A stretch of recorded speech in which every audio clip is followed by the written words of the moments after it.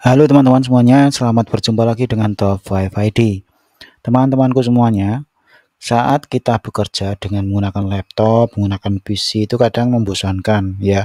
Kita perlu variasi, misalkan kita butuh bepergian, tapi kita perlu ngecek tugas-tugas online atau pekerjaan online kita, maka kita membutuhkan perangkat tambahan seperti apa? Yaitu tablet ya. Karena kalau kita menggunakan HP aja biasanya kurang lebar, kurang besar, dan mungkin ada beberapa kelemahan nggak bisa untuk menggunakan pen. Jadi bisa jadi Anda butuhkan sebelah layar yang bisa digunakan menggunakan pen juga. Nah, jawabannya adalah menggunakan tablet. Hari ini kita akan membicarakan 5 rekomendasi tablet Android terbaik 2024. Temanku semuanya yang baru ketemu channel ini, kami sampaikan selamat datang dan jangan lupa untuk memberikan dukungan dan silakan klik like dan subscribe-nya. Terima kasih, dukungan Anda sangat berarti bagi perkembangan channel ini dan semoga Allah memberikan ganti yang lebih baik untuk teman-temanku semuanya.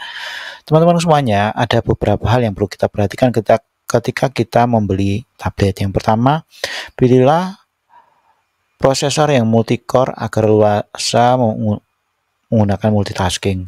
Jadi multicore itu sekarang itu sudah jarang ya prosesor yang hanya satu inti ya. Sekarang sudah biasanya ada quad core ya, quad core. Jadi pilihlah yang quad core atau yang lebih banyak gitu.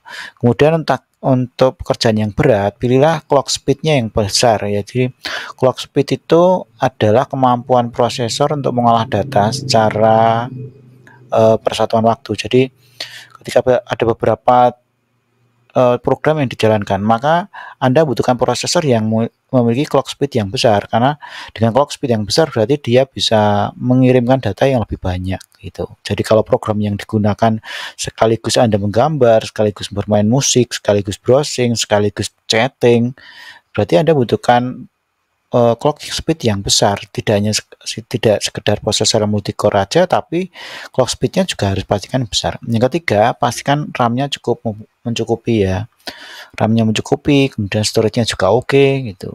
Kalau RAM ya otomatis untuk menunjang kinerja dari multitasking tadi teman-teman. Yang keempat adalah sesuaikan ukuran layar lebarnya. Jadi biasanya batasan maksimal atau batasan lebarnya layar itu kan beda-beda teman-teman. Kalau Anda yang paling butuh yang besar banget itu ada, bahkan yang beberapa waktu kemarin kami lihat ada tablet yang ukurannya 24 inci atau apa ya, jadi besar banget ya. Jadi sesuaikan dengan kebutuhan, otomatis semakin besar maka tas yang Anda butuhkan juga semakin lebar gitu ya. Kemudian yang terakhir adalah pilihlah baterai yang cukup ya. Kalau Anda gunakan di luar kan masa kita harus menggunakan kabel nyambung listrik terus kan nggak mungkin ya. Mungkin kalau Anda butuh mungkin pakai power bank ya, tapi juga tidak nyaman sekali kalau kita sedang di kafe atau sedang di kelas, kita harus nyolokin di power bank kan gitu, atau mungkin di bis gitu, atau di angkutan umum ketika kita sedang bepergian gitu ya. Jadi pastikan kemampuan baterainya juga cukup bagus itu ya. Biasanya yang di pasaran itu 5000 mAh, tapi ada juga yang lebih gitu. Jadi pastikan kapasitas baterainya cukup lebar, cukup besar ya. Itu tips-tipsnya dari kami. Kemudian apa rekomendasi yang pertama adalah Huawei MatePad 11 ya. Ini 8 GB RAM, 128 ROM-nya. PC level productivity. Jadi ini levelnya untuk produktivitas yang bagus ya. Dia sudah 2,5K full view display ya. 8 alasan membeli produk ini. Yang pertama, nyaman untuk digital art, jadi layarnya responsif. Kemudian bobotnya ringan. Kemudian meskipun tidak ada audio jack, sudah disediakan konverter 3,5 to USB, jadi menggunakan USB Type-C ya. Kemudian ada 4 buah speakernya, jadi sudah suaranya bagus ya, karena sudah menggunakan Harman Kardon ya. Kemudian baterainya awet, performanya kencang, sanggup untuk main game yang cukup berat ya. Ini kalau data teknisnya sih Huawei Kirin 990 ya chipsetnya, kemudian sudah octa-core, kemudian RAM-nya 8 GB, seterusnya sudah 256 dan baterainya cukup besar yaitu 7000 ya, ukuran layarnya 10 inci. Dan Huawei termasuk produk yang banyak dicari oleh orang ya. Kemudian Xiaomi Redmi Pad SE ini yang Redmi Pad SE ya, jadi harganya kalau berapa bulan kemarin itu harganya 2 jutaan, kalau harga normalnya itu 3 jutaan teman-teman ya. Ini tablet entry level ya, jadi kalau pas kami lihat ini layarnya cukup bagus, menarik ya, tidak kalah dengan MatePad ya. Ini jadi kalau layarnya cukup bagus, layarnya cukup lebar, layarnya 90 Hz, kemudian octa-core, kemudian suaranya juga nyaman, 4 buah speaker dengan Dolby Atmos ya. Jadi cukup menarik lah untuk para entry level. Kemudian baterainya juga kapasitasnya cukup besar yaitu 8000 mAh ya. Kemudian 4 alasan kenapa Anda perlu membeli produk ini. Yang pertama, harganya murah. Kemudian didukung oleh Snapdragon 680 yang performanya cukup handal. Yang ketiga, bisa untuk berbagai macam aktivitas. Speakernya juga oke ya. Oke. Sebelum membeli produk ini Anda pastikan kami beritahu bahwa ada data yang perlu Anda ketahui, yaitu layarnya belum HDR, kemudian tanpa sensor, belum mendukung fast charging ya.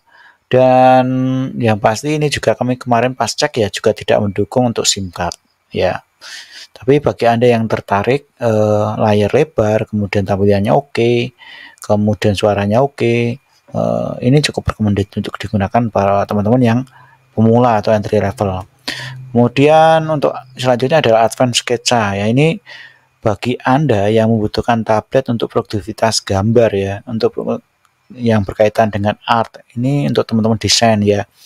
Sebenarnya ini masih tablet yang entry level, tapi ya untuk segmentasi orang yang suka menggambar ya, karena sudah mendukung untuk palm rejection. Jadi ketika tangan ditempelkan itu tidak mengganggu aktivitas ketika kita menggunakan pen untuk gambar itu ya. Ya itu, jadi untuk kelebihannya itu. Kemudian ada stylus, ada keyboardnya dalam paket penjualannya, kemudian performanya cukup bagus karena RAM-nya kalau yang tablet Sketsa 3 itu RAM-nya 6. Kemudian penyimpanan juga cukup besar 128. Baterainya juga cukup besar 6000 mAh. Cuma kelemahannya belum fast charging ya, teman-teman. Kemudian pertimbangannya kalau sebelum membeli produk ini adalah performanya masih sedikit kalah dengan pesaing di harga yang sama, tidak ada permukaan magnetik untuk menempelkan stylus. Jadi kalau Anda perlu membeli produk ini, Anda pastikan Anda beli case yang ada tempat menyimpan pulpennya ya, karena tidak ada magnetiknya. Itu. Yang kedua adalah tidak ada fast chargingnya, cukup lama untuk cas. Kemudian yang pernah kami amati sih, kalau dibandingkan Redmi Pad SE ya, layarnya masih kalah teman-teman. Ya, masih kalah. Cuma ya kalau untuk gambar ya recommended Advanced Sketsa ya teman-teman dibandingkan Redmi Pad.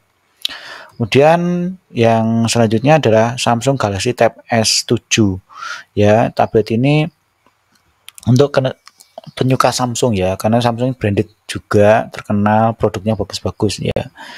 Ini tablet Galaxy Tab S7 Plus, yang ini versi Plus ya. Jadi ini sudah, oh ya teman-teman, untuk tablet Advent tadi sudah mendukung ini sudah mendukung itu ya SIM card. Ya SIM card. Jadi bisa digunakan untuk telepon, WhatsAppan juga aman itu. Untuk koneksi juga tanpa harus menggunakan WiFi, dia bisa mendukung 4G LTE. Kemudian untuk Galaxy Tab S7 ini alasan membeli produk ini konektivitas, ada juga SIM card ya, performanya kencang, siap main game berat, kemudian sudah mendukung WiFi 6 ya, kameranya juga cukup bagus, fitur Samsung DeX-nya juga ada ya, kemudian performanya juga tidak diragukan, bagus ya. Bisa juga digunakan untuk menggambar karena dilengkapi dengan S Pen Samsung ya. Ini harganya 5 jutaan, kalau yang Advanced Sketsa itu 2 jutaan untuk harga promonya ya. Harga aslinya 2 juta lebih ya. Ya untuk Redmi SE itu 2 jutaan kalau promonya. Harga aslinya 2.800.000. Kemudian rekomendasi kami yang terakhir adalah Xiaomi Pad 6 8GB 256 Snapdragon 870. Ini versi yang bukan SE lagi, itu ada Xiaomi Pad ya. Ini cukup banyak yang senang, harganya 4.500.000-an. Kemarin kami cek juga Itu masih harga kisaran 5 jutaan, teman-teman. Kapasitas storage-nya lapang, bisa install banyak game, ya. Kemudian tablet ini sudah mendukung konektivitas 5G, ya. Jadi untuk ke jangka panjang ini sangat mendukung. Kemudian kualitas layarnya oke, build quality-nya oke, Snapdragon 870 juga sangat bagus untuk game dan sebagainya, ya. Kualitas audionya juga tidak perlu diragukan. Nah, bagus lah ini, ya. Oke, itu teman-teman yang tertarik membeli produk-produk yang terbaik dari kisaran yang 2 juta, 2 jutaan tadi Redmi SE, kemudian Advance. Produk Advance juga ada beberapa, teman-teman, sebenarnya. Ya, kisaran 2 jutaan juga ada. Kemudian yang lumayan bagus Samsung tadi kisaran 4 juta, 5 juta, kemudian Xiaomi Pad 6, ya. Silakan tertarik. Kalau tidak tertarik membeli, silakan cek aja link di deskripsi. Terima kasih sudah menyimak video ini hingga selesai. Jangan lupa untuk memberikan subscribe-nya, bisa di-sharekan kepada teman-teman yang sedang mencari referensi tablet untuk produktivitas. Terima kasih, sampai jumpa di video-video kami berikutnya.